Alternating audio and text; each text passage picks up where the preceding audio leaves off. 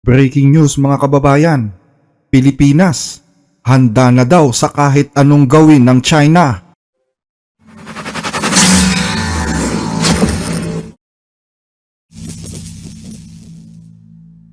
Ngayong 2026, inaasahan na ng AFP ang mas agresibong aksyon ng mga barko ng China. Bilang tugon, pinaigting pa ng Pilipinas ang defense diplomacy sa mga kaalyado at katuwang na bansa. Batay sa ulat ng News 5, mayroong mga pinuno ng sandatahang lakas ng Amerika ang nagpredict na posibleng lusubin na ng China ang Taiwan sa 2027. Pero bago mangyari ito, madaming mga eksperto ang naniniwala na mas titindi ang tensyon sa Indo-Pacific region ngayong papasok na 2026. Inaasahan din na sa taong ito ng 2026, mas lalong paiigtingin ng Estados Unidos at China ang pagbabantay at pagsusubaybay sa kilos ng bawat isa. Dadami din ang bilang ng mga eroplano at barkong pandigma na kumikilos sa karagatan sa rehiyon.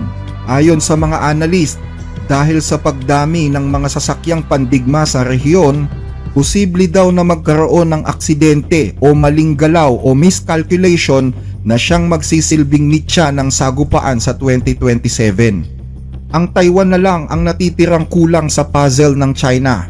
Nasakop na ng China ang Tibet noong 1950, ibinilik na ng Britanya ang Hong Kong sa China noong 1997 at isinuko na rin ng Portugal ang Macau noong 1999. Inaasahang paiigtingin ng Beijing ang mga military drill sa paligid ng isla at dadagdagan ang mga pagpasok sa karagatan at himpapawid na sakop ng Taipei para subukin kung ano ang magiging reaksyon ng Taiwan sa mga ginagawang ito ng China.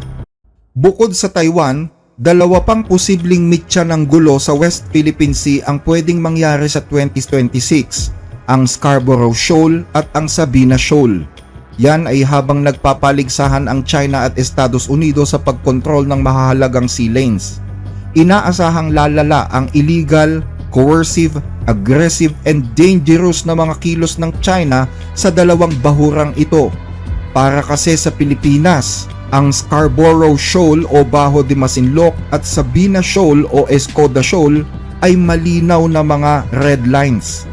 Ang ganap na pagkontrol ng China sa mga bahaging ito ay malinaw na bantana sa pambansang seguridad ng Pilipinas at mag-aalis na rin ang kabuhayan ng maraming mangingisdang Pilipino at hahadlang sa paglalayag at resupply sa mga teritoryong hawak ng Pilipinas sa South China Sea, lalo na sa BRP Sierra Madre na nakaground ngayon sa Ayungin Shoal. Mahalaga sa China ang pagkontrol sa buong South China Sea dahil ito ang pinakamahinang parte ng mga plano ng China. Yan ang rason kung bakit nagtayo sila ng mga artificial islands dito para magsilbing sarili nilang first island chain.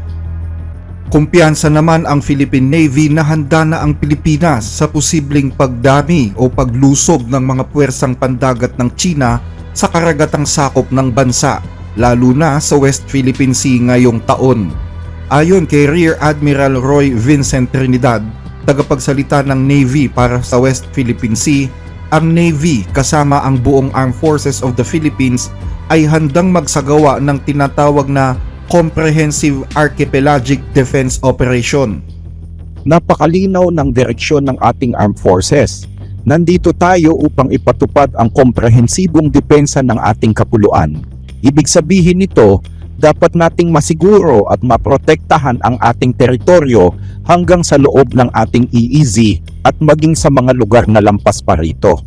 Kaya nga ang Navy, ang Air Force, ang Army at ang Joint Headquarters, ginagawa namin ang lahat para maipwesto at mapanatili ang ating mga puwersa. Kabilang dito ang ating mga pangunahing barko at pati ang koordinasyon sa iba pang ahensya ng gobyerno gaya ng Coast Guard at BFAR.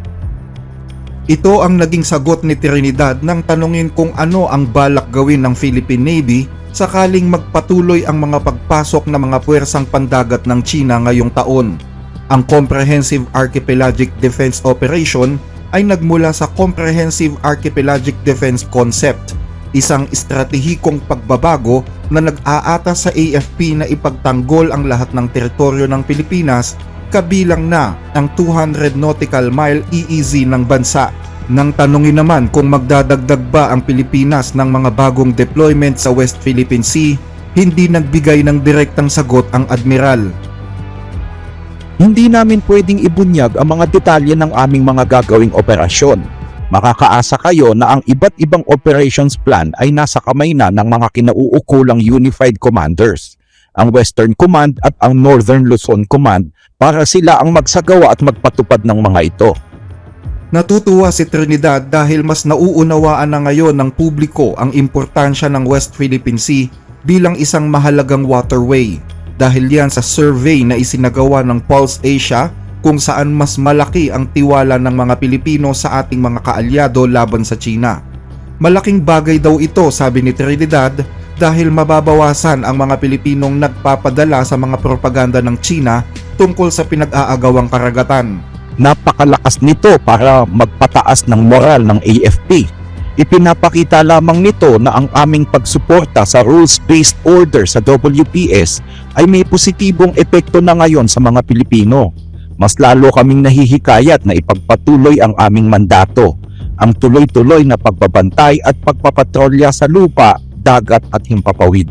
Ayon sa Pulse Asia Survey, labis umano ang tiwala ng mga Pilipino sa mga kapareho natin ng pananaw gaya ng Estados Unidos, Japan, Canada at Australia na tumutulong sa pagprotekta sa pambansang interes ng Pilipinas sa gitna ng patuloy na tensyon sa West Philippine Sea laban sa China.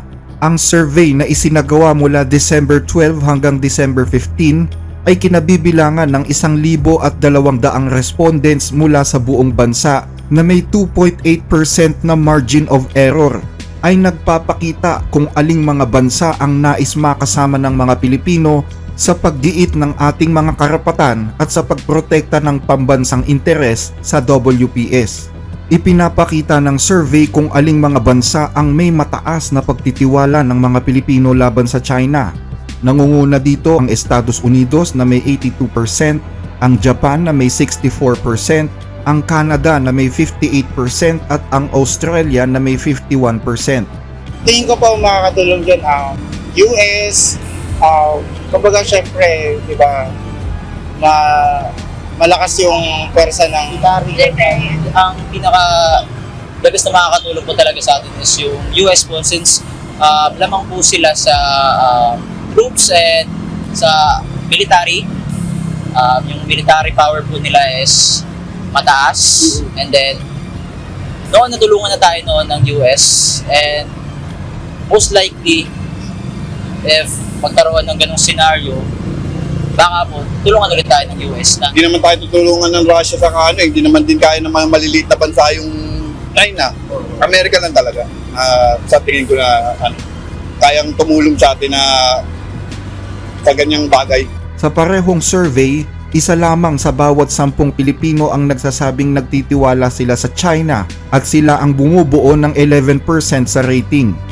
Ayon naman sa Peace Defense Analysis, inaasahang madodoble ang laki ng fleet ng Philippine Navy mula sa 9 na barko noong 2023 tungo sa hindi bababa sa 18 barko pagsapit ng 2028. Kabilang sa mga bagong idadagdag na sasakyang pandagat ang 2 guided missile corvette at hindi bababa sa 6 na offshore patrol vessel. Ayon sa website ng Zona Militar, ang HD Hyundai Heavy Industries ang napiling pangunahing supplier ng mga warship ng Maynila. Umorder na ang Pilipinas ng 10 barkong pandigma mula sa kumpanyang Koreanong ito. Nagsimula sa 2 frigate noong 2016, sinundan ng 2 patrol ship noong 2021 at 6 na offshore patrol vessel noong 2022. Unang nag-deliver ang Hyundai noong 2020 ng 2,600 na toneladang missile frigate na pinangalan ng BRP Jose Rizal na sinundan ng isa pang frigate noong sumunod na taon ng BRP Antonio Luna. Ayon kay Rear Admiral Trinidad, mas makakakita ang Navy ngayong taon ng mas maraming bilateral at multilateral activity sa dagat kasama ang mga kaalyadong bansa sa buong taon, ang Estados Unidos, Australia, New Zealand, Japan at Canada, at may daragdag pa. Bukod sa SOFVA or Status of Visiting Forces Agreement, ang Pilipinas lang din ang nag-iisang bansa sa ASEAN na may Mutual Defense Treaty sa Estados Unidos na nag-oobliga sa dalawang bansa na ipagtanggol ang isa't isa kapag ito ay inatake, basta't may pahintulot o suporta ng kani-kanilang mga mambabatas. Nagtayo na rin ang Navy ng sarili nitong Research and Training Center para sa mga drones sa tulong ng mga eksperto mula sa Ukraine at sa Estados Unidos. Bagaman malaki ang gastos sa pagpapalakas ng Navy na noon ay pinupuna ng publiko dahil sa umano'y inaalis daw ang pondo ng edukasyon at infrastruktura, nananatiling mataas pa rin ang tiwala ng publiko sa Armed Forces of the Philippines. Batay sa survey ng Okta noong buwan ng July 2005, 81% ng mga Pilipinong nasa hustong gulang ang nagsasabing nais nilang ipagtanggol ng militar ang karapatang pandagat ng bansa, habang 82% ang nasiyahan sa performance ng AFP. Pero para sa China, napakahina pa ng bansang Pilipinas at ito ang dahilan kung bakit isa ang ating bansa sa mga numero 1 alalahanin ng Estados Unidos. Sa 2026 budget ng National Defense, maglalaan ang US ng dagdag na $3.5 billion na tulong sa security ng Pilipinas.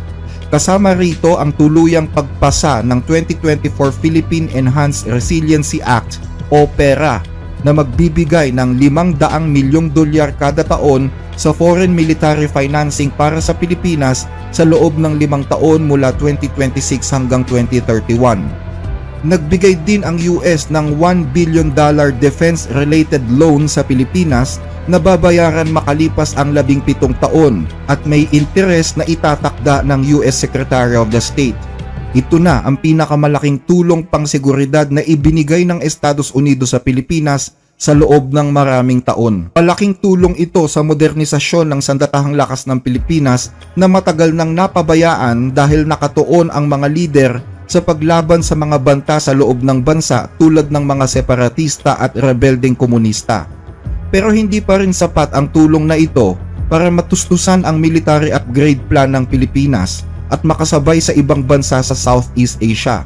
Kailangan pa ng mas malaking pondo para matupad ang wish list ng kagamitang militar ni Pangulong Ferdinand Bongbong Marcos Jr.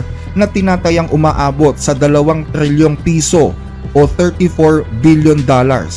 Pero hindi isinasantabi ng pamahalaan na posibleng mas higit pa dito ang halagang kakailanganin para makabuo ng isang kapani-paniwalang depensa at makapag-ambag sa regional deterrence.